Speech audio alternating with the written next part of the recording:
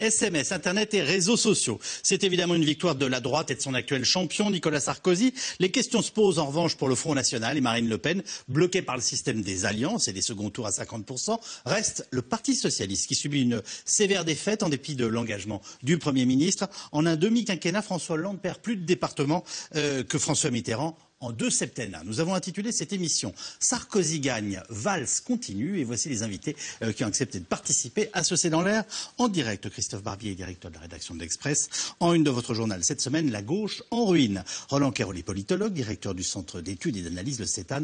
Vous êtes par ailleurs directeur de recherche associé au laboratoire politique de Sciences Po. Guylaine Notenemer est-elle rédactrice en chef au magazine Challenge. En une cette semaine, un spécial immobilier intitulé « La pierre redevient accessible ». Enfin, Brice Teinturier est lui directeur général délégué de l'Institut de sondage Ipsos. Vous enseignez, je le rappelle, à Sciences Po. Peut-être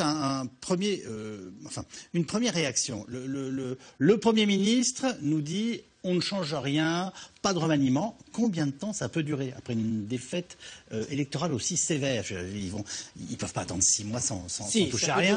Ça peut durer 6 mois. Ça peut durer 6 mois avec un premier trimestre qui est devant eux, qui est la combinaison parlementaire, achever les chantiers, loi Macron qui repasse, loi Rebsamen sur le droit du travail.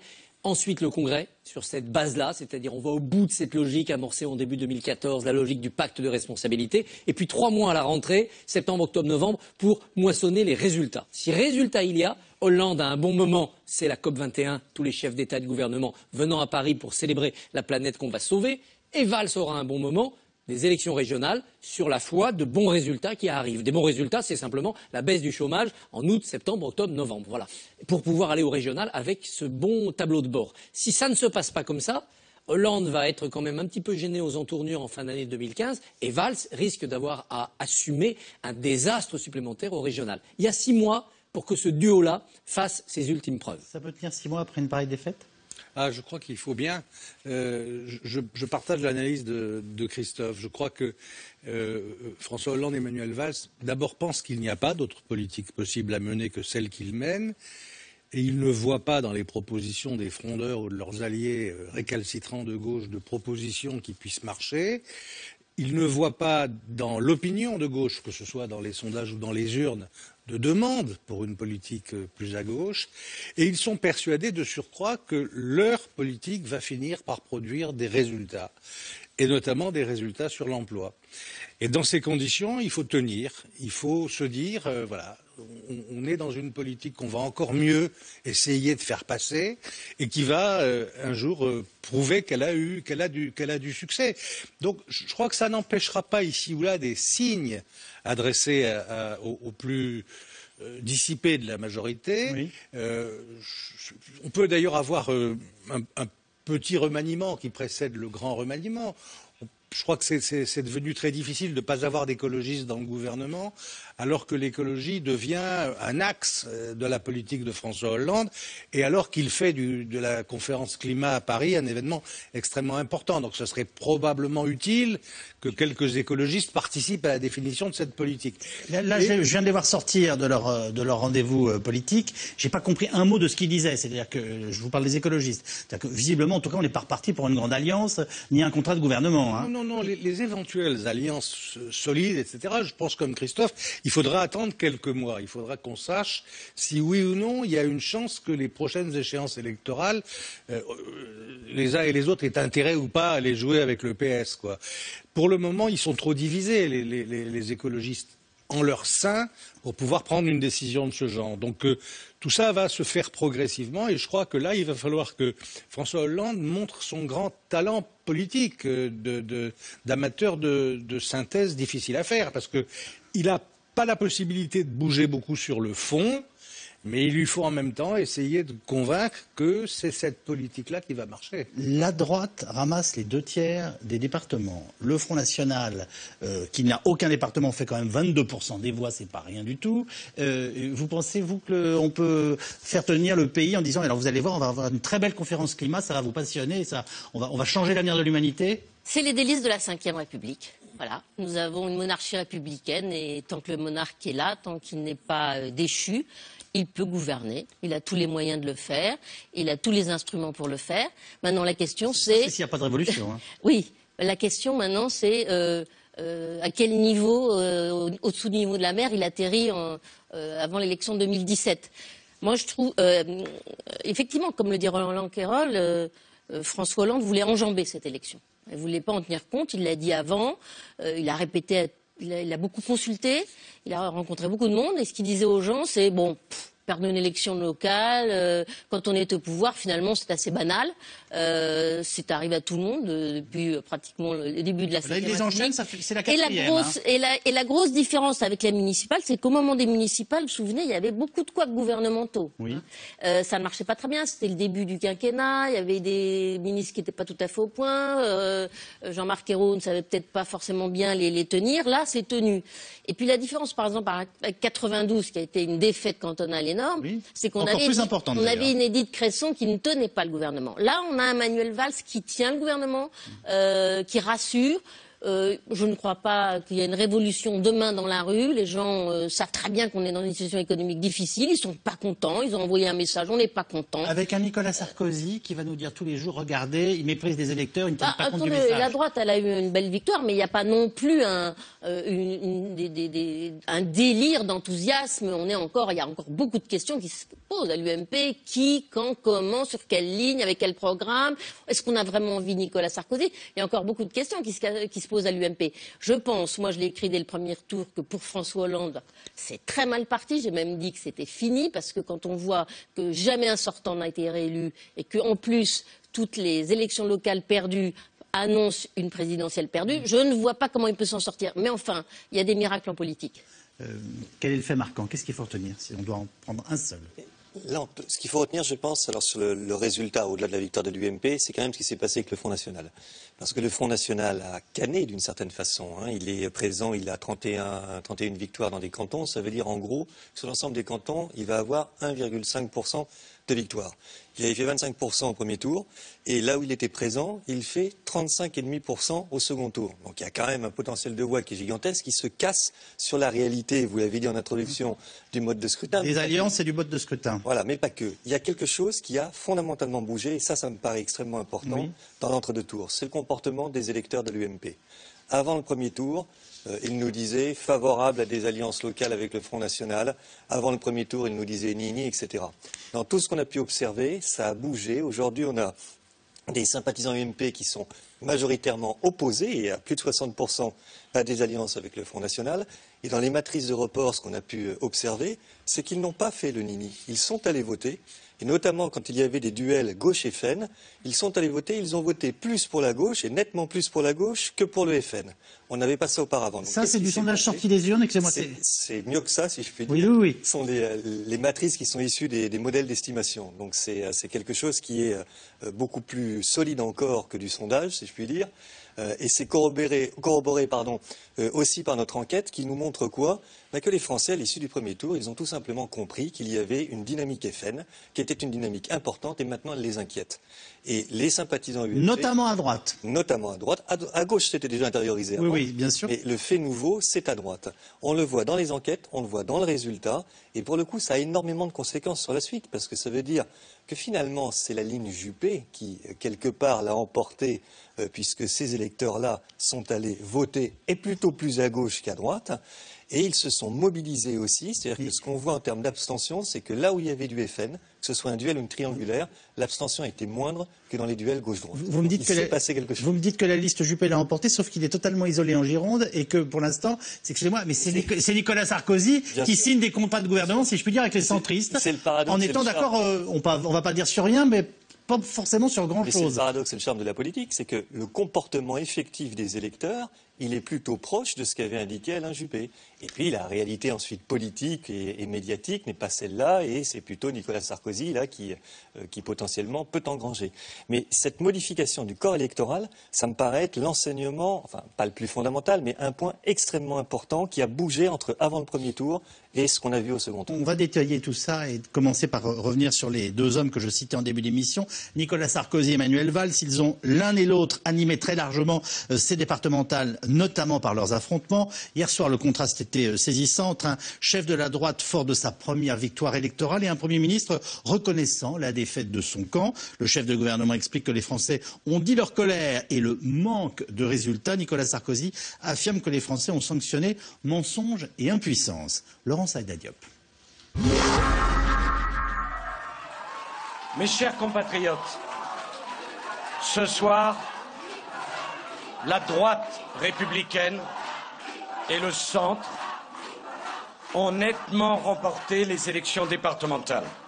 Ce soir, la droite républicaine remporte les élections départementales. C'est incontestable. La gauche, trop dispersée, trop divisée au premier tour, connaît un net recul malgré les bons bilans des exécutifs départementaux. Jamais une majorité n'avait perdu autant de départements. Jamais un pouvoir en place n'avait suscité une telle défiance et un tel rejet. Au fond, jamais une politique n'avait autant incarné l'échec à tous les niveaux. Les Français, par leur vote et même leur abstention, ont dit à nouveau leurs attentes, leurs exigences, leur colère. J'ai entendu ce message, leur exigence de résultats concrets. Mon gouvernement continuera d'y répondre sans relâche. C'est le mensonge, c'est le déni, c'est l'impuissance qui ont été sanctionnés. D'ores et déjà, de grands rendez-vous sont programmés pour les prochaines semaines. La loi croissance et activité, qui libérera les initiatives, redonnera du souffle à notre économie. La loi sur la modernisation du dialogue social, pour simplifier et donc dynamiser la vie de nos entreprises. Dans tous les départements qui seront dirigés par notre famille politique, nous mettrons fin aux dépenses publiques inutiles. Nous maîtriserons les impôts. Nous lutterons contre l'assistanat. Nous donnerons toujours la priorité au développement économique. Nous créerons aussi la prime d'activité, un dispositif incitatif qui encourage le travail, et nous proposerons des dispositifs qui favoriseront la création d'emplois, notamment dans les petites et moyennes entreprises. Nous allons ensuite renforcer l'unité de notre famille politique. L'unité est ma priorité depuis plusieurs mois. Sans unité, rien ne sera possible pour l'avenir. Nous ferons renaître l'espoir, à condition d'être plus unis et rassemblés. Cet espoir que la France mérite, car il faut croire en l'avenir. Cet espoir pour lequel, à la tête du gouvernement, je me battrai chaque jour et chaque instant. Mes chers compatriotes, l'espoir renaît pour la France. J'ai conscience que la route sera longue, difficile, mais ma conviction est solidement ancrée et je le redis ce soir. L'alternance est en marche, rien ne l'arrêtera. Je vous remercie. On vient de passer un bon moment. Le premier qui ose me dire qu'on n'est pas engagé dans la campagne présidentielle et qu'on n'a pas quasiment des programmes qui nous sont annoncés, là je ne le crois pas. Enfin, Christophe Barbier. Oui, on est à la fois dans un parallélisme des formes quand même. Manuel Valls n'aime pas qu'on le compare à Nicolas Sarkozy, mais il y a quand même dans la manière d'articuler un discours, d'enjamber un résultat pour regarder plus loin, il y a quand même des parallélismes bizarres. Et puis on est dans la campagne présidentielle. C'est encore plus patent avec Nicolas Sarkozy qui pose là la première pierre d'un escalier qui est censé le ramener au palais de l'Élysée, avec Manuel Valls, qui lui avance un peu plus dans le brouillard, puisqu'il travaille à la fois pour son président, qui est censé être son candidat en 2017, mais aussi pour lui-même, pour mieux marquer sa différence. Et il réaffirme un programme qui est un programme social-libéral valsien, avant même d'être un programme social-démocrate hollandais. Il ne retient du hollandisme global que le bout à droite qui correspond à ce qu'il croit, lui. Je n'ai pas pris ma question SMS qui était la suivante. Les Français ne veulent plus de la politique de droite de Hollande, mais ils votent massivement pour la droite. Comment l'expliquer? C'est une façon de retourner le paradoxe. Vous avez l'air dubitatif. Oui, parce que ce que nous disent les Français, c'est qu'ils ne veulent pas majoritairement, très majoritairement, d'une politique plus à gauche. Il ne semble que 28% à la réclamer, cette politique plus à gauche. Donc, pour la majorité, c'est ni plus si les ni moins. frondeurs et Mélenchon avaient gagné les élections, on le saurait. Voilà. On le saurait. On est bien d'accord. Donc, du coup, ils n'ont pas du tout l'impression que la politique qui est menée actuellement est une politique à droite. Vous voulez ajouter quelque chose là-dessus? Non, mais c'est exactement ça. C'est-à-dire que, voilà, encore une fois, c'est des résultats qu'attendent les gens et pas un gauchissement de la politique. Moi, je vais juste dire là sur le montage très amusant Valls-Sarkozy, c'est qu'on a là deux grands communicants. Et on a là un des plus grands vices de la Ve République, c'est-à-dire je ferai ça, je fais ça, je m'engage ça, j'ai l'espoir, je pense que. Alors que je pense que ce pays ne pourra évoluer que quand on aura discuté avec une base très large, d'une vraie majorité, d'un programme, avec des arbitrages, des compromis, et tout le monde s'engagera pour la victoire de ce programme. Aujourd'hui, François Hollande, à force d'avoir fait un programme... Vous alliez vivre en Allemagne, là, parce que c'est pas... Mais non, mais pas en Allemagne, partout, dans tous les pays, dans toutes les démocraties du monde. C'est comme ça que ça marche. Pourquoi François Hollande est en difficulté aujourd'hui? C'est qu'il a fait son programme tout seul. Hein, il est 3 ou 4 à faire leur programme. Et puis après, les écolos suivent plus. Alors, je ne parle pas des communistes, du front de gauche, mais les frondeurs non plus. Et qu'est-ce qu'il fait? Il fait un petit apéro avec les frondeurs. Vous croyez que c'est comme ça qu'on gère un pays, une majorité? Juste parce que tout d'un coup, ils ont beaucoup gueulé. Alors, on va faire un petit apéro. Mais ils ont des propositions qui les regardent. Il y a des trucs qui ne sont pas du tout inintéressants dans leur critique du CICE ou du pacte de responsabilité. Peut-être que le pouvoir n'est pas que à l'Élysée, il est peut-être aussi il y a une légitimité au Parlement. Et je pense que cette verticalité qu'on retrouve dans la pratique de la Ve République, dont on a vu un exemple extraordinaire là avec le comportement de Manuel Valls et de Nicolas Sarkozy, est un des maux de notre République et qu'on n'arrive pas à avancer dans ce pays, à faire des réformes à cause de ça. Alors, le Premier ministre est tout à fait catégorique. Il nous dit en gros, je poursuis ma politique de réforme du pays. Et vous nous dites quoi? Rendez-vous dans 6 mois pour voir si, par hasard, la courbe du chômage baisserait un petit peu, c'est ça? Ben oui. Non, entre-temps, ils vont faire d'autres choses. Ils vont faire la loi sur la santé, ils vont faire la loi sur le travail. Il y a toute une série de nouveaux textes qui vont être présentés au Parlement et peut-être adoptés. Et chaque texte va être une épreuve, Roland Querol, non? On verra. Je crois qu'en même temps, les frondeurs vont pas se battre sur tous les textes. Hein. Ils vont choisir ceux qui leur paraissent les plus accrocheurs, parce que ça va finir par lasser les gens, cette bataille interne. Ma seule petite différence avec Christophe, c'est que je ne crois pas que Valls, en ce moment, soit en train d'essayer de trouver un moyen de se différencier, de faire du Valls en laissant entendre que c'est différent du Hollande. Moi, je crois qu'ils sont exactement sur la même politique, que c'est Hollande qui l'a définie, que Valls la met en musique, comme en effet le communicant qu'il a toujours été. Je ne crois pas qu'il y ait de risque de ce point de vue dans les 6 mois qui viennent, puisqu'on parle des 6 mois, de divorce du couple exécutif. Il n'y a pas une feuille de papier à cigarette, comme on dit, entre les deux. Et toutes les mesures dont il s'est réclamé là sont des mesures qui ont en effet été décidées par Hollande. Je crois que ça surgira naturellement le jour où il y aura des sondages. Moi, je sais pas, je suis sur pas 2017. Je suis pas devin. Depuis le temps qu'on m'annonce des choses qui ne se produisent pas. Vous n'êtes pas devin? Pas toujours. Vous voyez, c'est quand on insiste. Vous voulez ajouter quelque chose? Juste sur cette question, à ce moment-là, des souhaits de 2017, c'est vrai que ce qui est quand même très, très intéressant, c'est quand on demande aux Français, là, en ce moment, qu'ils souhaitent voir se présenter à l'élection présidentielle de 2017, Manuel Valls apparaît en 2e position derrière Alain Juppé, mais surtout, il est cité par 75% des sympathisants du PS. Et François Hollande ne l'est que par 54%. Ça va poser problème. Donc, on a quand même cet écart, même si je partage tout à fait ce qu'a dit Roland Querol, qui est qu'il n'y a pas de ligne, ce n'est pas vrai. Il y a une stratégie de la tortue, moi je trouve, là, qui est on va sortir la carapace, on va continuer à avancer. On va pousser un peu la tortue pour qu'elle aille vite, parce qu'il y a une nécessité d'aller vite, mais il n'y a pas de changement de ligne. Nature, évidemment. Et il n'y a pas de... Dis-moi, qui est la tortue? De dissonance. C'est le couple exécutif. Ah, pardon. Le couple exécutif, vous disiez quelle est sa stratégie? Et alors le lapin, c'est Sarkozy, alors? Il n'y a pas de lapin, voilà. Ah bon? On avance, c'est tout à fait du Hollande, c'est je mets la carapace, je rentre un peu la tête, mais je ne bouge pas, j'enjambe cette élection. Le vrai rendez-vous, il est pour plus tard. Et ils vont essayer simplement, je pense, de pousser effectivement, pour aller plus vite, un certain nombre de mesures. Mais il n'y aura pas d'énormes négociations, il n'y aura pas de changement de cap. Simplement, même si ce couple est uni sur la ligne, on voit bien qu'en termes de perception, ils incarnent des modes de leadership tellement différents qu'à un moment donné, les tensions peuvent apparaître malgré tout peut-être après les régionales. Rappelez-vous, dans le couple Fillon-Sarkozy, il y a eu de longs mois pendant lesquels les gens auraient préféré que ce fût Fillon qui fût président. Ça, c'est la logique normale d'une relation président-premier ministre. Oui, mais pour d'autres raisons, parce que Sarkozy en avait trop à l'époque.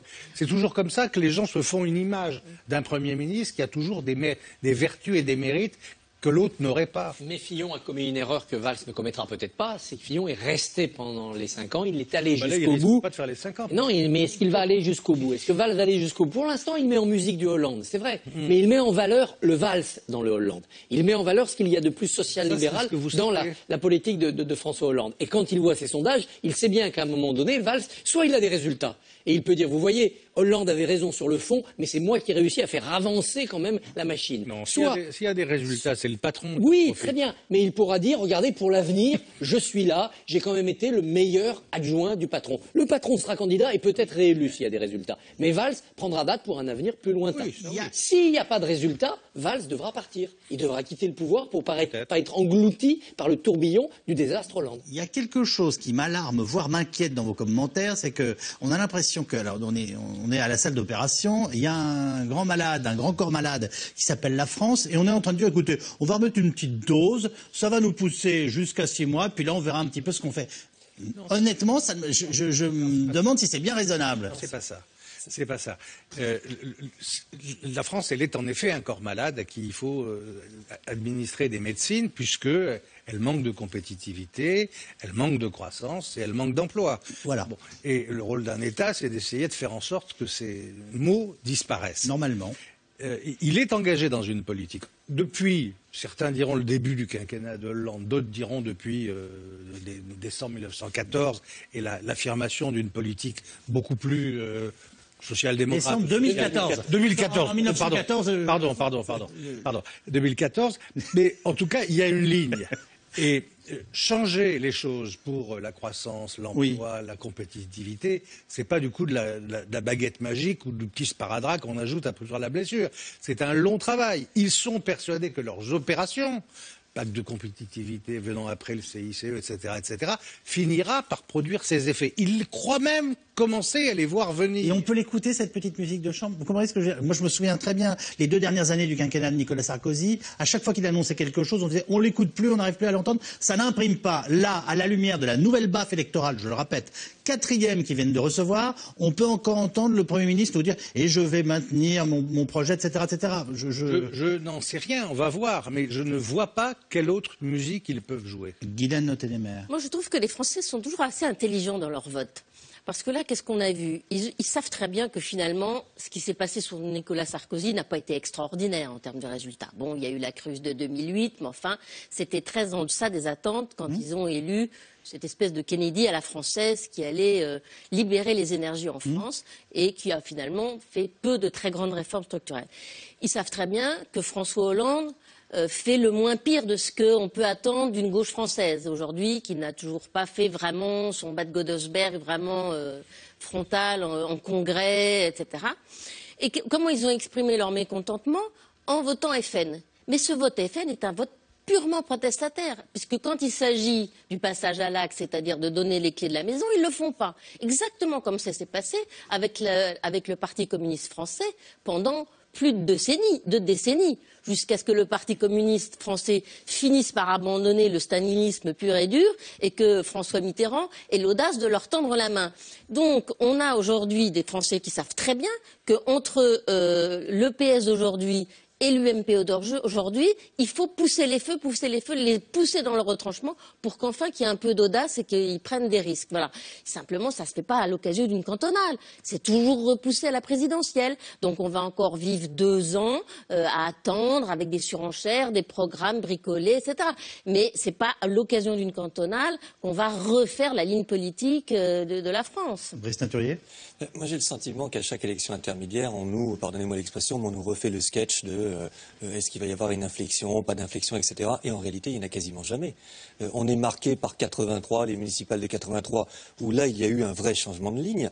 Mais citez-moi les autres élections intermédiaires qui ont abouti à des vrais changements de ligne. Il n'y en a pas, ou très peu. Des Des petites infections, voilà. Mais parce qu'il y avait des législatives. C'est des législatives, c'est pas des cantonales. C'est bien le problème actuel du quinquennat. Tout ça se joue dans des circonstances, des crises ou pas, une Europe perturbée ou non. Enfin, Oui, non, mais ce qui a changé, ce qui modifie quand même le cadre, c'est l'intensité de ce qui se passe, c'est l'intensité du match français, c'est l'intensité de la poussée du FN, même si elle canne au second tour pour des raisons à la fois institutionnelles et politiques. Donc tout cela rend la situation effectivement beaucoup plus difficile et beaucoup plus aiguë. Mais ce n'est pas le changement ou l'inflexion qui répond à ça. C'est plutôt, et c'est ce qu'ils essayent de faire tous, que ce soit Nicolas Sarkozy en son temps ou François Hollande aujourd'hui, d'accélérer les changements pour essayer, tenter d'obtenir des résultats le plus vite possible. Notre différence à nous, notre déraison française par rapport à tous les autres, c'est qu'on ne veut pas s'habituer à ce que pendant le temps d'un mandat, c'est-à-dire 5 ans, ce soit les gens qu'on a mis au pouvoir qui gouvernent. Et oui, à chaque élection partielle perdue, à chaque élection intermédiaire perdue, à chaque mauvais sondage, il y en a qui se lèvent et qui disent « le Premier ministre doit démissionner, le Président doit s'en aller, il doit dissoudre ». Eh ben non. Oui, mais il ne fait pas la politique pour laquelle il a été élu, souvent. C'est vous qui le dites. Il fait la politique la plus proche de tous les candidats. La finance, c'est notre ennemi. Il fallait qu'il partisse, c'est ça? Non, mais il fallait quand même faire une réforme bancaire un peu plus conséquente à ce moment-là, si c'était le cas. Aucun gouvernement occidental ne fait strictement la politique de sa campagne électorale. Je le regrette assez, j'ai fait un livre là-dessus. Non, Obama n'a pas fait la politique d'Obama et les autres non plus. Simplement, on sait qu'il y a des inflexions dans la politique parce qu'au pouvoir, les choses sont un peu plus compliquées, mais on admet que ça se réglera 5 ans plus tard. Éventuellement, on envoie comme ils disent chaque fois, des messages disant on n'est pas content, on n'est pas content. Et il n'y a pas qu'en France que les élections intermédiaires jouent ce rôle. Mais on ne met pas immédiatement en cause la légitimité du pouvoir. Alors qu'ici, oui, que la droite soit au pouvoir ou la gauche au pouvoir, la réaction normale de la classe politique d'opposition et des médias, c'est de dire qu'il n'y a plus de légitimité. Vous ne pouvez pas... La légitimité présidentielle ou parlementaire n'est pas mise en cause par des résultats de cantonnement. Vous ne pouvez pas argumenter dans une démocratie, même imparfaite, que les élections, ça ne sert à rien. Non, ça sert à pouvoir des postes. Personne ne demande la démission de Valls. Personne ne demande la démission de Valls ou de François Hollande. Dès le premier tour, Marine Le Pen la demande. Oui. Alors, Guylaine Autelémer. Marine Le Pen, mais enfin, c'est pas la classe politique, elle demande la démission de tout le monde. De toute façon, elle est contre tout. Vous avez entendu les autres lui répondre? Mais moi, je regarde. Même dans la droite modérée, c'était pas l'objet? Non. Moi, j'en ai pas entendu un seul. Non, je n'entends pas la demande de démission du Premier ministre. J'entends qu'il y a vaguement une petite musique. On a fait un sondage de gens qui voudraient un remaniement parce qu'il y a certains ministres qui ne tiennent pas la rampe. Vous lisez pas la presse française. Depuis 3 mois, 6 mois, il n'est question que de ça. Et je ne suis pas d'accord avec vous quand vous regardez le programme de Madame Merkel, c'est écrit ligne pour ligne ce qu'elle va faire. Et vous regardez le programme. En ce moment, forcément, c'est une coalition. Vous regardez le programme en Grande-Bretagne, c'est pratiquement ligne pour ligne la ligne qu'ils ont décidée. Alors il y a des inflexions en fonction des crises ou des moments qui le nécessitent, mais la ligne est celle qui a été donnée pendant la campagne. Là, vous ne pouvez pas dire le contraire. Que ce que disent les frondeurs, je ne suis pas favorable aux frondeurs, mais ce qu'ils disent est réel, entre le décalage qu'il y a eu entre la petite musique majoritairement entendue de la campagne de François Hollande et sa politique qui est quand même très social-démocrate. Il y a un gap. Je suis assez surpris parce que vous nous dites, vous qui avez écrit un livre qui s'appelle Tenez enfin vos promesses. Oui, quand même, c'est pour ça que je l'ai mentionné. Oui, mais enfin, ça veut dire quoi? Si jamais, arrivant au pouvoir, vous vous apercevez qu'il y a des choses que vous avez promises que vous ne pouvez pas faire parce que la conjoncture... Non, mais c'est pas ça. Moi, je pense que ça arrive partout. Si on est dans la même ligne que celle sur laquelle on a été élu, évidemment, si on a un gouvernement de gauche qui se met à faire d'une politique franchement de droite, moi je pense que ça n'est pas le cas. Je pense qu'ils ont le sentiment qu'ils font une politique de changement, qui en effet tient compte des réalités économiques, mais qui le fait avec le maximum de justice possible. C'est ça qu'ils pensent, visiblement. C'est pas qu'ils font la politique de Sarkozy. Et donc, dans ces conditions-là, qu'est-ce que vous voulez? S'il y a un problème, ils doivent s'en aller. Provoquer de nouvelles élections et les perdre. Christophe Barbier. Je crois que Roland oublie deux choses. D'abord, Roland oublie deux choses. D'abord que cette contestation de la légitimité de l'exécutif en place, elle est venue aussi et même d'abord de l'intérieur du groupe socialiste. Les frondeurs, c'est quoi si ce n'est on va finir par faire tomber ce gouvernement parce qu'on veut un changement de ligne. Donc comment reprocher aux électeurs derrière de venir abonder dans un autre? C'est aux partisans que je reproche des choses. Déjà ça c'est vicié. Ensuite, les Français ne peuvent plus choisir la cohabitation quand ils sont mécontents d'un président. Avant, ils savaient qu'au bout de 5 ans, on lui collait une cohabitation, et pendant 2 ans, il était menotté, voire 5 ans avec Chirac. Donc qu'est-ce qu'ils font? Ils s'emparent de tous les scrutins intermédiaires, ils les dénaturent, en effet, ils se fichent complètement du conseil départemental, ils essayent de mettre une cohabitation entre Hollande tout en haut, et puis la France des territoires tout en bas. Comme ils l'avaient fait d'ailleurs avec la droite. Ils ont fait dans l'autre sens avant. Exactement. C'est ça qui n'est pas sain. La seule solution, c'est les élections générales. C'est-à-dire qu'au moment où on vote pour des législatives, on vote aussi pour des municipales, des régionales, des départementales, tout ce qu'on veut. Et là, pendant 5 ans, le pays est gouverné par les gens qu'on a choisis. Alors, rappelons certains résultats frappants. La Corrèze de Hollande, l'Essonne de Manuel Valls, le Nord d'Aubry, les Deux-Sèvres de Royal ou encore la Seine-Maritime de Laurent Fabius. Au moins 25 départements basculent de gauche à droite. La défaite est sévère et Nicolas Sarkozy se voit conforté, même si François Fillon et Alain Juppé préfèrent célébrer le parti et ses binômes. Reste Marine Le Pen, 22% de voix et pas un département. La présidente du Front décrit un paysage politique qu'elle qualifie de dévasté. Lise Barcellini, Maxime Vauthier, Grégory Roudier.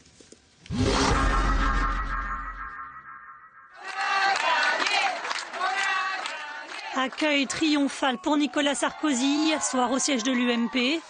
Une victoire que le patron du parti savoure. Au total, l'UMP et ses alliés du centre gagnent 67 départements, dont 28 enlevés à la gauche. Entre 2011 et 2015, le rapport de force s'est inversé. La France s'affiche désormais en bleu aux 2/3. Pour les proches de Nicolas Sarkozy, cette victoire en annonce d'autres et conforte sa stratégie. Je pense que Nicolas Sarkozy en a sa grande part de responsabilité. D'abord parce qu'il a réussi à créer les conditions de l'union. C'était pas si évident voilà quelques semaines. Déjà l'union entre nous. Chacun se rappelle des péripéties de cette maison.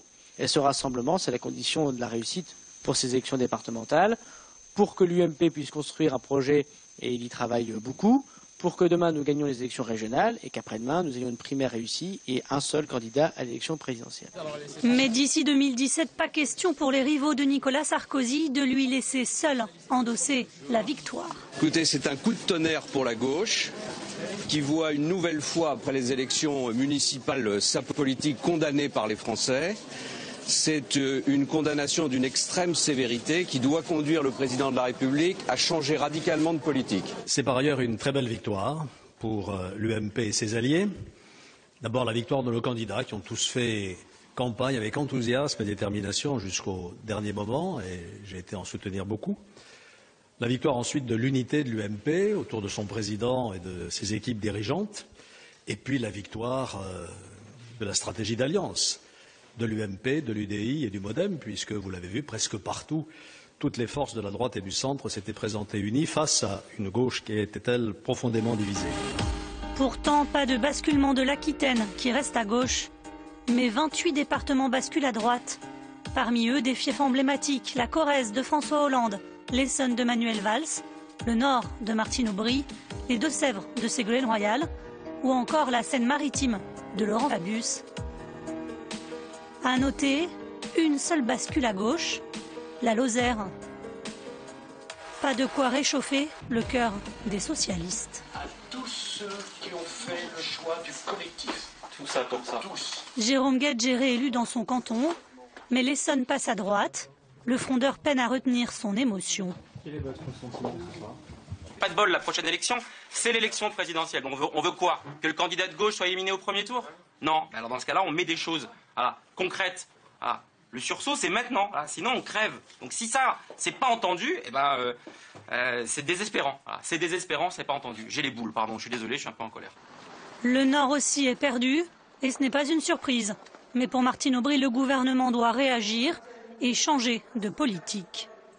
Tout cela nécessite une analyse sur ce vote de protestation, il faut bien dire, par rapport à la politique nationale, puisque ce n'est pas par rapport à la politique départementale que les Français se sont exprimés. Au QG du Front National, pas de prise de guerre à célébrer, aucun département remporté, mais le parti de Marine Le Pen, 62 conseillers départementaux. Le Parti socialiste est laminé, disparaît de la carte dans de très nombreux départements, tandis que le Front National et le Rassemblement Bleu Marine obtiennent des résultats exceptionnels un peu partout. Je ne demande pas à Manuel Valls de démissionner, car si l'on peut attendre des hommes d'État de partir avec honneur, les petits politiciens médiocres, eux, s'accrochent généralement, malgré la sanction des urnes, incapables qu'ils sont de se mettre au niveau du peuple et de le respecter. Conquête pour les uns, gifle pour les autres. Prochaine échéance électorale, les régionales en décembre. Alors, on consacrera notamment le troisième reportage au casse-tête pour le Front National dans le Vaucluse, mais vous me faisiez remarquer que ce chiffre qu'on tambourine, et donc je viens d'utiliser il y a quelques instants, en faisant le total des voix du Front National à l'échelle du pays, c'est-à-dire ces 22%, n'a pas de sens. Je veux bien que vous m'expliquiez pourquoi. Disons globalement que le nombre de voix, le pourcentage de voix obtenues par chaque parti au deuxième tour n'a pas de sens.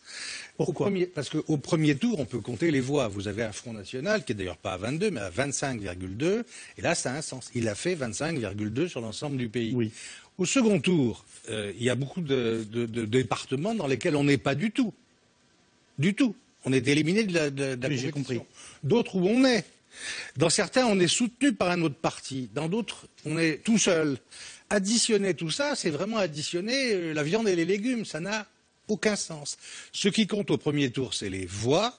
Et ce qui compte au deuxième tour, c'est les sièges. Les voix du second tour ne veulent rien dire pour chaque formation politique. Ça n'est pas la force du Front National. Il est d'ailleurs plus fort que ce que vous avez dit, puisqu'il a fait 25. À l'élection présidentielle, les voix du second tour, ça n'a aucun sens ? Mais là, il reste que 2 candidats, ils sont présents partout. Ce qui est juste, c'est que la circonscription n'est pas la même. Donc effectivement, entre le premier et le second tour, c'est pour ça qu'on raisonne en nombre de départements. Comme pour une législative, on raisonne en nombre de sièges gagnés ou perdus, et puis en nombre de voix. Malgré tout, après, mais il faudrait le faire pour chaque force politique, vous pouvez regarder dans chaque strate, on dit, là où le Front National était présent, combien a-t-il obtenu ? Il a d'ailleurs obtenu 35,6%, donc plus que sa moyenne nationale, mais ce qui est normal, parce qu'il est plus fort là où, par définition, il a été sélectionné pour le second tour. C'est un peu ce qu'on avait au moment des cantonales de 2011, où on disait le Front National a fait 15% au premier tour sur l'ensemble du territoire, mais il est présent partout. Donc on regardait là où il était présent et on disait à ce moment-là, il a fait 19%. Donc il ne faut pas s'obnubiler là-dessus. Ce qui est en revanche clair, c'est que le Front National obtient des scores en voix qui sont des scores conséquents au premier tour et évidemment au second tour là où il est présent, mais qu'il ne les traduit pas, et c'est le tour décisif, en siège, faute d'alliance, faute de capacité à attirer vers lui d'autres forces politiques, et puis aussi parce que, encore une fois, les autres forces politiques se sont mobilisées contre lui. C'est très frappant, hein. On voit bien que l'abstention, elle a été plus faible là où il y avait l'UFN, que les électeurs UMP se sont davantage mobilisés pour aller contrer le Front National. Donc le Front National, il ne peut pas simplement accuser le système et son mode de scrutin pour expliquer qu'il n'a pas de siège. Il a aussi une difficulté à nouer des alliances ou à faire en sorte que justement d'autres forces politiques ne se mobilisent pas contre lui. Ça veut dire que quand Nicolas Sarkozy a dit concernant le Front National, ces gens-là sont nos ennemis et ils veulent notre mort, c'est entendu par les sympathisants ? Mais je crois que c'est de plus en plus entendu. En tous les cas, depuis le premier tour, très clairement, il y a quelque chose chez l'ensemble des pays. Ils nous disent maintenant à 57% qu'ils sont inquiets des résultats du Front National. C'est beaucoup plus que ce qu'on avait aux européennes et aux municipales. Donc là, il s'est passé quelque chose et c'est ça qui modifie quand même la donne parce que ça modifie les porosités qu'on avait auparavant entre l'UMP et le FN. On a le sentiment que là, elles vont quand même être beaucoup plus limitées. Deux phrases. La première pour dire, vous m'avez fait dire cette histoire de voix au second tour à propos du Front National, mais je dirais la même chose pour la gauche et pour la droite. Ça n'a pas de sens de compter des voix. Aucun ouvrage de sciences politiques et aucun journal sérieux publiant après aucune élection à 2 tours les voix du second tour. C'est les voix, c'est celles du premier tour et ce sont les sièges au second.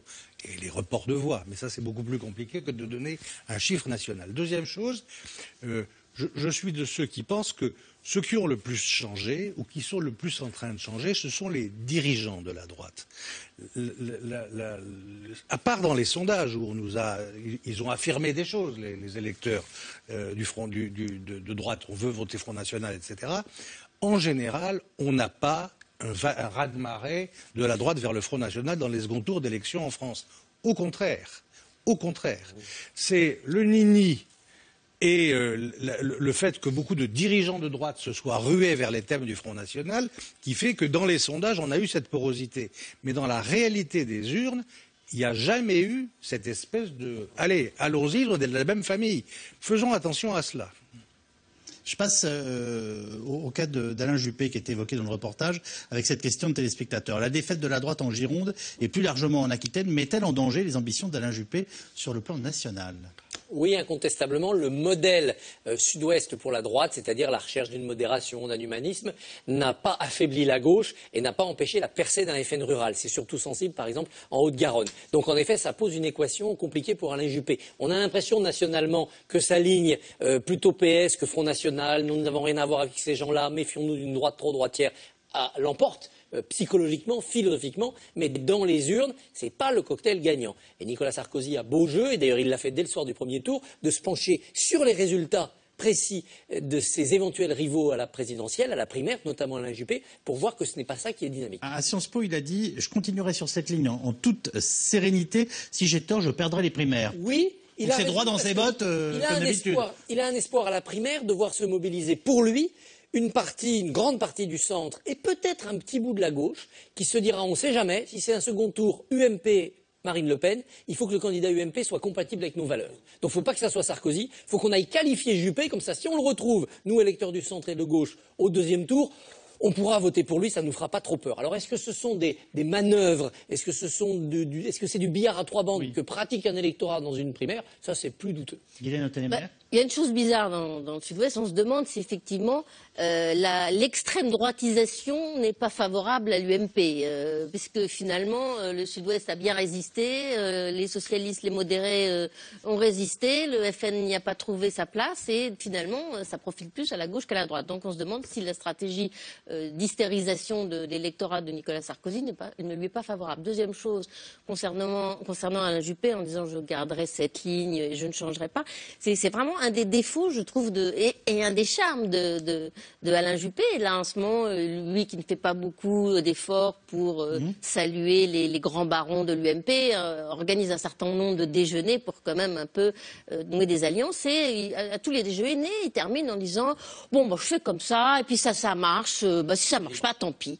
Ils se sont libres, c'est pas l'affaire de sa vie. Enfin, en même temps, il est très content d'y aller, mais je crois que les gens ont envie, dans cette élection présidentielle, qui est quand même un combat vraiment comme de la tauromachie, quoi. C'est à la mort. Il faut que les gens montrent une détermination très forte. Et ce qu'il a fait à Sciences Po, comme il fait dans ses déjeuners avec les barons, il montre une sorte de sérénité qui choque, qui étonne.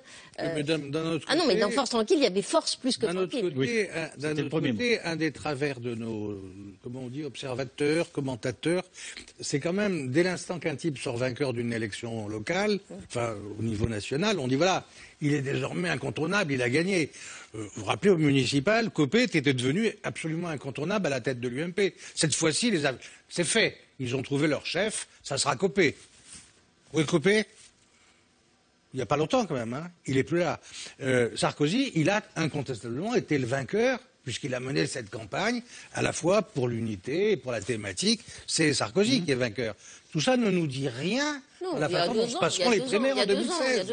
Voilà, 2 ans en politique, c'est long. Les primaires, c'est un processus totalement nouveau pour la droite et le centre. Nous ne savons pas s'il y aura 300 000 personnes ou 6 millions qui y iront. DSK a été président de la République. Voilà, donc il peut se passer des tas de choses, et moi je ne dirais pas que Sarkozy est même en tête pour les primaires. Non. Si les primaires avaient lieu dans 15 jours, vous ne tenez pas pour assez évident que Nicolas Sarkozy gagnerait. Il se trouve qu'elles n'ont pas lieu dans 15 jours. La question de savoir, je viens de vous répondre à ma question. Merci de votre merci, mais c'est la réalité. Les stratégies ne se font pas comme ça. Allez, hop, j'ai gagné, ça y est, j'ai gagné. Non, mais les stratégies sont plus longues. Il faut préparer des programmes, des alliances, une communication, une façon de parler au public. Tout ça n'est pas encore sur la table. Brice Teinturier. Je crois que ce qu'on peut observer, c'est qu'en tous les cas, Nicolas Sarkozy est beaucoup plus mobile sur ces questions-là qu'Alain Juppé. Alain Juppé a sa ligne, il n'en dévie pas, il la réaffirme. Et Nicolas Sarkozy, sur le Nini, il cherche à en sortir. Depuis le 2 août, il cherche à en sortir. Il a voulu en sortir, et c'est au contraire l'UMP qui majoritairement a réaffirmé le Nini, beaucoup plus que Nicolas Sarkozy. Là, il est en train de faire quelque chose qui est un peu différent, me semble-t-il, de 2012. Il a une campagne des thèmes très droitiers, comme en 2012, mais il ménage aussi le centre, il invite la garde, il tape beaucoup plus qu'en 2012 sur le Front National et il le fait frontalement. Il essaye d'additionner donc tous ces éléments. Je ne sais pas si en termes de cohérence ça marchera, mais ce que j'observe, c'est qu'il est beaucoup plus sur cette dynamique qui n'est pas le Nini tel qu'il l'avait lui-même à une époque théorisé, comme s'il avait parfaitement intégré que c'est déjà dépassé. Même ces électeurs électeurs ne sont plus là-dedans. Alors, même si la primaire n'a pas lieu dans 15 jours, pour ne pas contrarier Roland Quérol, une primaire ouverte, elle va quand même, à l'arrivée, se décider entre les sympathisants qui seront, je ne sais pas comment on peut les appeler, mais Le Pen-compatibles et ceux qui seront hostiles à un moment ou un autre. Je ne sais pas s'il faut les appeler les Gaulois chiraciens, enfin bon, oui ou non? Et puis les centristes, et puis... Très bien. Donc toutes ces sensibilités vont devoir débattre du candidat qu'ils vont désigner. Absolument. Au moment où nous parlons, est-ce que vous avez l'impression que quelqu'un se détache? Et le sens de la question qui nous était posée, elle est normale, c'est est-ce que Juppé n'a pas pris un coup sur la casquette hier? Moi j'ai l'impression que oui, surtout quand dans son département, tout le monde vote à gauche. Dans un match en 15 rounds à la boxe, vous pouvez perdre 2 ou 3 rounds de suite et gagner le match. Juppé n'a qu'une seule solution, c'est d'être très entraînant. C'est-à-dire d'être tellement loin dans les sondages qu'un peu comme Ségolène Royal en 2006, les gens de droite se disent bon, bah, c'est lui, l'opinion a tranché. Et là, il verra se rallier à lui, y compris des gens qui ne sont pas enthousiasmés. La différence avec Nicolas Sarkozy, c'est que Nicolas Sarkozy, c'est un chef de guerre et il peut fonctionner par alliance, à la vie, à la mort, t'es avec moi. C'est ce qu'il a esquissé avec Jean-Christophe Lagarde entre ces 2 tours. C'est-à-dire être sur une ligne très droitière et faire le grand écart avec les centristes, c'est pas donné à tout le monde quand même. Et Nicolas Sarkozy a ce sens-là. Ce qui est intéressant dans ce que disait Brice Teinturier tout à l'heure, c'est que si une partie de la droite se dit bon, désormais le FN, on a été tenté, mais c'est fini, on n'y va plus. C'est aussi parce qu'elle a le sentiment d'avoir retrouvé une UMP droitière et dirigée à droite par un chef de droite. C'est peut-être ça qui l'a arraché à sa tentation lepéniste, et ça, seul Sarkozy peut le faire. Un dernier mot et on part dans le Vaucluse. Le film n'est pas décanté. 60% aujourd'hui des sympathisants UMP souhaitent que Alain Juppé soit candidat à la présidentielle. Il est donc en tête?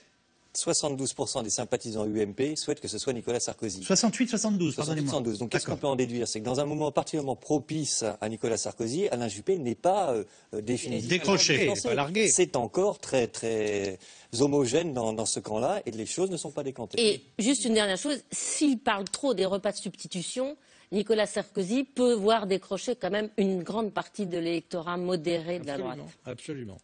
Alors, malgré l'engagement de Marion Maréchal Le Pen, le Front National ne décroche pas le Vaucluse, comme aucun département, nous vous l'avons rappelé depuis le début de cette émission. Sur 17 cantons, là nous sommes bien dans le Vaucluse, à l'arrivée, 3 pour le Front National, 2 pour la Ligue du Sud, du maire d'Orange, et le casse-tête politique du Vaucluse commence, puisque la droite comme la gauche ont remporté, elles, chacune 6 cantons. Alors, quelle majorité pour le Vaucluse? A priori, l'UMP, qui possède l'élu le plus âgé, devrait tirer les marrons du feu en cas d'égalité. Elisa Coudray, Maxime Liogier.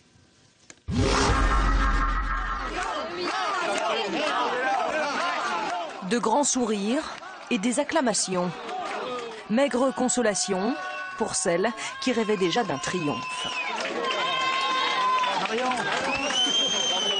21h hier soir, les résultats viennent de tomber. Marion Maréchal Le Pen a perdu son pari, offrir le Vaucluse au FN. Sur scène, la députée fait pourtant bonne figure. Je comprends votre déception ce soir, mais elle ne doit pas être d'ordre personnel. Sachez-le, car nous faisons des scores absolument exceptionnels dans ce département. Notre progression est absolument admirable. Malheureusement, les modes de scrutin fabriqués contre nous ont eu raison de la majorité qui aurait dû être la nôtre, puisque nous sommes bien le premier parti de Vaucluse en nombre de voix. Alors qu'importe si en nombre d'élus, le FN se classe en 3e position. Pour Jean-Marie Le Pen, venu en personne soutenir sa petite fille, la défaite a des parfums de victoire. Le Front National continue de progresser. Le Front National est né, il était tout petit, il a grandi, il est devenu un jeune homme maintenant. C'est un homme mûr, ou une femme, si vous voulez. Au total, sur les 17 cantons que compte le Vaucluse, 3 ont été remportés par le Front National. 2 par son cousin germain local, la Ligue du Sud. La gauche, elle, en obtient 6, autant que l'UMP et ses alliés. Pas de véritable gagnant, donc. Au Conseil général, même après l'annonce des résultats, personne ne peut dire qui dirigera le département. Une seule certitude, la gauche, sortante, a perdu très nettement sa majorité. Même si, une fois encore, mieux vaut ne pas prononcer le mot défaite. Une défaite pour nous? Non, la défaite c'est pour le Front National, non? Pour une fois, changer un peu de discours, non? Le logiciel, inversez-le. Parce que j'en ai marre d'entendre que c'est le Front National qui gagne ce département. Aujourd'hui, il n'a pas gagné. Alors dites-le. Dites au moins directement, le Front National n'a pas gagné le département de Vaucluse. Vous me ferez plaisir, dites-le fort. Moi, ce que je veux savoir, c'est comment on va régler les problèmes des Vauclusiennes demain. Et demain, le problème des Vauclusiens, on va le régler au mieux de leur intérêt. Et leur intérêt, c'est pas ni d'associer le Front National à une gestion, c'est d'essayer de la gérer de façon républicaine. Voilà. Et moi, je suis très satisfait ce soir que la République soit à nouveau et installée dans ce département et y reste. Une façon de tendre la main à l'UMP et ses alliés, se rassembler pour gouverner. Au même moment, à Carpentras, les militants FN ne cachent plus leur amertume. Le MPS, c'est pas bon, voilà, c'est tout là. Voilà. On devait gagner le département, mais il y a le MPS, c'est tout. Et voilà. Voilà, c'est tout, voilà. Les gens qui n'ont pas de conviction dans la vie ni politique, pour moi, ça marche pas. Que la gamelle qui compte. Voilà. Il semblerait que des accords de gestion, comme ils le disent pudiquement, puissent avoir lieu entre l'UMP et le Parti Socialiste. Si cela s'avère vrai, je pense que les électeurs vont être particulièrement choqués. L'UMP risque un suicide politique, parce qu'après avoir fait campagne contre le Parti Socialiste, cela va être quand même difficilement justifiable. Alors que va faire la droite? Alliance ou pas? Les tractations sont actuellement en cours. Pour ce tout nouvel élu, le sujet est effectivement délicat. Nous ne pourrions pas être de toute façon sur une alliance classique pure et dure en se disant on se met ensemble pour éviter que ça voudra bien dire que s'il devait y avoir ce type de relation de travail, ce sera sous des conditions très précises. Je vous donne quelques exemples. En ce qui me concerne, l'engagement de ne pas toucher au taux d'imposition, l'engagement de ne pas recruter, voire de ne pas remplacer certains départs dans la collectivité. Il y a un certain nombre d'éléments de rigueur à avoir dans la gestion de ce département. Sans accord, l'élu le plus âgé de l'Assemblée sera désigné pour diriger le Conseil général, comme le prévoit la loi. Le Vaucluse aura alors un président de droite, comme plus de 65% des départements français. Alors c'est vraiment très intéressant parce que du coup ça cristallise des questions et sur la situation du Front National et sa capacité ou non à diriger avec ce seuil, avec ces deux tours à 50%. Ce matin Bruno Le Maire expliquait que finalement Marine Le Pen était mauvaise perdante et qu'elle n'assumait pas. Est-ce que ça peut s'appliquer au département du Vaucluse? Et puis il y a la situation après peut-être qu'on évoquera spécifique de Marion Maréchal Le Pen qui fait entendre voilà une musique et une voix. On en parlait il y a quelques instants sur Internet. Elle fait l'objet de beaucoup de débats, elle est extrêmement soutenue. Bon, qu'est-ce qui se passe là dans le Vaucluse? Est-ce que c'est pas un piège pour l'UMP, pour le Parti Socialiste, qui vont devoir d'une façon ou d'une autre gouverner ensemble, en tout cas avec un soutien, puisque c'est ce que met en permanence en exergue le Front National. Roland Querol. Oui, c'est ce qui va se passer. Vous savez, la plupart des textes dans le Conseil général sortant du Vaucluse ont été adoptés à l'unanimité. Donc c'est pas très difficile entre le PS et l'UMP du coin, qui savent l'un et l'autre maintenant parfaitement que la famille Le Pen, le Front National, le Bleu Marine, tout ça veut leur peau, puisqu'ils ont pris l'habitude de voter les mêmes textes pendant des années, ça ne doit pas être très compliqué de trouver un accord de gestion pour les années qui viennent. Alors moi je pense que ou bien c'est le doyen d'âge qui exerce, ou pas. Mais de toute façon, je suis persuadé qu'on trouvera une façon de fonctionner qui permettra. Alors ça va faire hurler là-bas le Front National parce que elle va avoir accouché de l'UMPS. Oui, exactement. Alors je ne sais pas sous direction de qui elle sera. Moi j'imagine plutôt sous la direction de l'UMP, mais peu importe. C'est en effet ce qui risque de se passer. C'est un peu toujours la même chose. C'est si vous faites des compromis, certains considèrent que ce sont des compromissions. Donc on sait qu'il y aura des accords, des compromis, des négociations droite et gauche sur un nombre d'éléments. Des alliances, des second tours. On essaie de trouver un terrain commun. Après on s'engueule avec les écologistes. Enfin bon. Non seulement ça n'a fondamentalement rien de choquant en soi, mais moi j'ai envie de dire qu'est-ce qu'on souhaiterait pour les habitants de ce département? Que du coup il y ait une paralysie totale et que la machine ne fonctionne plus du tout. Donc il va y avoir et il y aura des accords, des compromis, des négociations. Et puis il y aura le Front National qui sera dans son exercice pour dire ce sont des compromissions, c'est l'UMPS, etc. Moi, je crois que l'UMP et le Parti socialiste doivent arrêter d'avoir peur du slogan UMPS. Il n'y a pas de honte à être UMPS. Et d'une certaine manière, Marine Le Pen prend en boomerang ses attaques contre l'UMPS parce qu'à force de taper sur le PS et l'UMP en disant que c'est pic-panc, c'est le peste et le choléra, et bien finalement les électeurs se disent bon bah alors on va pas lui faire un cadeau. Donc d'une certaine manière, elle s'exclut du jeu des alliances possibles, à la fois par sa thématique et à la fois son refus de totale alliance ou de total compromis. Voilà, donc elle est dans un corner dans lequel elle s'est enfermée. Je ne sais pas si elle en sortira un jour, mais en tout cas, elle n'en sortira pas que par la voix des électeurs UMP. Il faudra qu'elle fasse des gestes, il faudra qu'elle change son discours, il faudra qu'elle change ses positions. Un dernier mot de Christophe Barbier et on part au SMS. Il y a deux autres solutions. Une conjoncturelle pour la droite, si elle veut tenter de jouer avec le feu, c'est de débaucher non pas un élu du FN, mais un élu de la Ligue du Sud. Je crois qu'il y en a. Dans des législatives, il y a déjà eu des moments où l'UMP présentait pas de candidat, là où Bompard avait, on s'entendait. Et ça permet d'avoir 13, 14, et c'est bon, il y a une majorité. La deuxième solution pérenne, ça serait de doter ces départements, et il y a une loi en discussion, profitons-en, de ce qu'on pourrait appeler un 49-3 des départements. C'est-à-dire qu'à 12-12, eh celui qui a 12 et qui a le doyen d'âge, il gouverne, et puis tant qu'il n'y a pas une majorité qui renverse ce gouvernement-là, eh bien, le département avance un peu comme à l'Assemblée. Et jamais PS et FN ne voteraient une motion de censure en commun. On va passer donc aux questions SMS.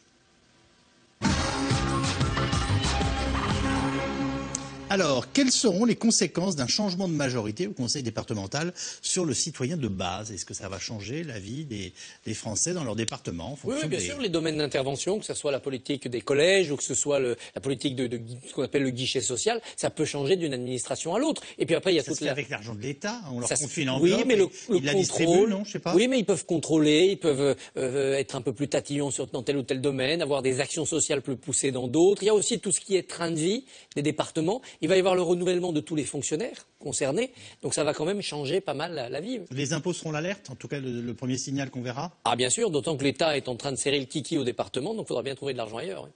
En tous les cas, Nicolas Sarkozy, Bruno Le Maire, les dirigeants de l'UMP étaient très clairs sur le sujet. Ils disaient qu'ils allaient reprendre un certain nombre de missions, désinvestir à certains endroits, réinvestir à d'autres endroits, sur la sécurité, sur la question de la fiscalité. Après, ils le feront probablement avec des marges de manœuvre plus étroites, peut-être que ce qui est annoncé, mais l'intention est claire. Les grandes prestations sociales sont décidées par l'État et ils ne peuvent pas changer les critères d'attribution et ni même le contrôle qui est fait par les... Non, franchement, il n'y aura pas des modifications très importantes. Sur l'essentiel, ils ont des compétences liées, comme disent les juristes. Donc, ce sur quoi on peut bouger, on peut faire dans le symbolique. On peut faire dans le symbolique pour montrer que ça change. Mais c'est pas énorme. Nous avons élu des binômes. La présidence d'un conseil départemental peut-elle être assurée par un binôme? Non. Il faudra bien choisir un président et une présidente ou une présidente. Donc, c'est intéressant de voir le nombre de présidentes. Oui, puisqu'on a fait la parité dans les conseils, est-ce qu'on va faire la parité dans les exécutifs, c'est-à-dire les vice-présidences, les bureaux et les présidents? C'est intéressant. Les électeurs ont-ils exprimé le souhait de voir des frondeurs et des écolos au gouvernement? Pas que je sache. Non, pas les électeurs. En tous les cas, c'était pas l'objet non plus. Les enquêtes nous disent que, notamment à gauche, ils sont majoritairement, massivement favorables à ce qu'il y ait une entrée des écologistes au gouvernement. C'est peut-être une ironie vis-à-vis du fait qu'on prête l'intention à François Hollande de vouloir faire revenir ces gens-là au gouvernement. Alors Mélenchon et Duflot ont-ils choisi délibérément le silence ou est-ce le poids de la défaite qui les rend muets? Non, Mélenchon a parlé hier soir. Il a parlé avec une certaine violence. Oui, nous sommes d'accord. Contre l'État dans lequel, selon lui, Hollande est en train de laisser le pays. Non, il a été extrêmement dur contre le pouvoir actuel. Pourquoi Hollande ne change-t-il pas? Alors, comment expliquer le basculement à gauche de la Lozère, bastion conservateur, par l'arrivée de néo-ruraux bobos? La Lozère, c'est amusant. Expliquez-nous ce qui se passe là-bas. Une modification en profondeur du corps électoral. Je pense que c'est un des départements où la réforme du mode de scrutin, c'est-à-dire des cantons plus grands, a pu jouer. C'est-à-dire qu'il y a 13 cantons, donc dès que vous en avez le 7e, et ça va vite, 7 cantons, hop, ça y est, vous avez la majorité, mécaniquement. Le découpage a dû être bien fait. C'est un point clé. Avant la réforme, il fallait 3 ou 4 cantons pour faire basculer un département. Oui. Là, la réduction fait que ça se joue souvent, beaucoup plus en tous les cas, à un siège près, à un canton près. Et puis en Lozère, il y avait eu une droite au pouvoir depuis extrêmement longtemps. Donc il y a aussi des effets d'alternance, d'usure, tout à fait. Pourquoi Hollande ne change-t-il pas de Premier ministre? Aurait-il peur de valse, nous demande un téléspectateur? Est-ce que ça vous semble un argument qui tient la route? Vous avez plutôt dit le contraire depuis le début. Il n'a plus de carte dans sa manche. Qui voulez-vous qu'il nomme? Il ne va pas nommer Aubry, bien entendu, ni quelqu'un de gauche. Bon, Oui, il fait la bonne politique, il a une bonne popularité, il le protège un peu, il n'a aucun intérêt à le lâcher maintenant. Peut-être aura-t-il un intérêt à nommer un proche pour les 11 derniers mois, 12 derniers mois avant la présidentielle, pour lui flanquer sa campagne. Alors, sur les commentaires, Sarkozy gagne, point d'interrogation. Ah bon, point d'interrogation. J'ai voté à droite par défaut, nous dit ce téléspectateur ou cette téléspectatrice, mais surtout pas pour Sarkozy, non merci. Ça, c'est la grande erreur à ne pas commettre pour les dirigeants de l'UMP, c'est croire que c'est un vote d'adhésion à un projet dont on n'a pas vu la première ligne. Sarkozy l'a senti, puisque hier, il a promis, pour très vite, un projet neuf. Eh ben, il y a un congrès fin mai de l'UMP, on attend le projet neuf. Non, puis ce qu'on voit toujours, c'est qu'effectivement, Nicolas Sarkozy clive énormément et qu'il y a un nombre impressionnant de Français, quand vous prenez la colonne des jugements défavorables, qui portent un jugement défavorable, et encore maintenant, sur lui. Donc une partie des électorats de droite vote à droite sans pour autant vouloir transformer ce vote en un soutien à la personne de Nicolas Sarkozy. Mais François Hollande clive beaucoup aussi. On va avoir une élection peut-être en 2017 avec deux candidats très clivants. Aux européennes, on avait énormément mis l'accent sur le Front National, mais l'UMP et l'UDI étaient sur deux listes différentes et ils faisaient déjà 30% à peu près des suffrages. Ils ont renouvelé. C'était pas tout à fait la même UMP, le même UDI qu'aujourd'hui. Et pourtant, c'est il n'y a pas longtemps. Ensuite, il y a eu les municipales, ils ont refait ce score et ils l'ont refait à nouveau cette fois-ci. Ce qui veut dire qu'on est devant une vague, une lame de fond collective qui entend sanctionner le pouvoir et voter à droite, et que ça ne dépend pas, pour le moment, de tel ou tel à sa tête. Sans Paris et Lyon, les résultats nationaux ne sont-ils pas faussés? Un petit peu. Un petit peu. Un peu beaucoup. Il y a un effet. Il nous manque quoi, 10% du corps électoral? Enfin, on doit avoir une. Vous pouvez nous faire une petite fourchette? 2,3 électeurs, 2 300 000 électeurs. Oui, c'est pas mal. Et pour le premier tour, si vous projetez le résultat des européennes sur justement cette France qui votait au départemental, c'est-à-dire qu'une fois que vous avez enlevé Paris, Lyon et une partie des DOM, ça faisait un petit effet en faveur du Front National de 0,8, ce qui n'est pas totalement négligeable, parce qu'à Paris et à Lyon, on vote moins Front National. Donc le corps électoral qui était appelé aux urnes pour les départementales, eh bien mécaniquement, pour 0,8 points, on l'avait recalculé, était un peu plus favorable au Front National. Et pour les autres, ça donne quoi? Eh bien ça donnait moins 0,5 pour la gauche et moins 0,3 pour la droite. D'accord. Pourquoi la gauche est-elle aussi forte dans le sud-ouest?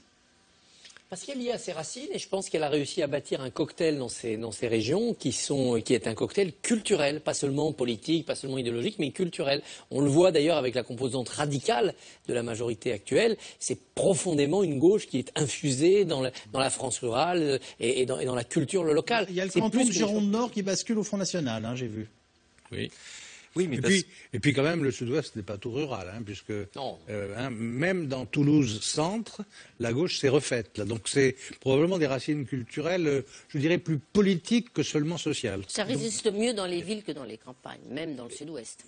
Oui. Pardonnez-moi, là vous venez nous dire qu'il y a une histoire politique avec des racines qui continuent de vivre. La gauche, comme la droite d'ailleurs, c'est aussi une famille, et on aime bien de temps en temps avoir le sentiment de défendre sa famille, et c'est plus le cas sans doute dans le sud-ouest. Il n'y a pas un seul canton Front National dans la région Midi-Pyrénées. Et une histoire économique aussi. Il n'y a pas la désindustrialisation du quart nord-est, il y a plutôt même des exemples réussis de mutation et de reconversion économique. Pas la même histoire pour l'immigration non plus. Ce qui a fait le lit du FN est moins présent là-bas. L'arrivée des femmes va-t-elle changer quelque chose? Excusez-moi, mais historiquement, ce qui vient de se passer là, on a élu moitié de femmes. C'est bien la première fois dans l'histoire. Si je reprends les sondeurs, il y a quand même eu une majorité de femmes chez les abstentionnistes.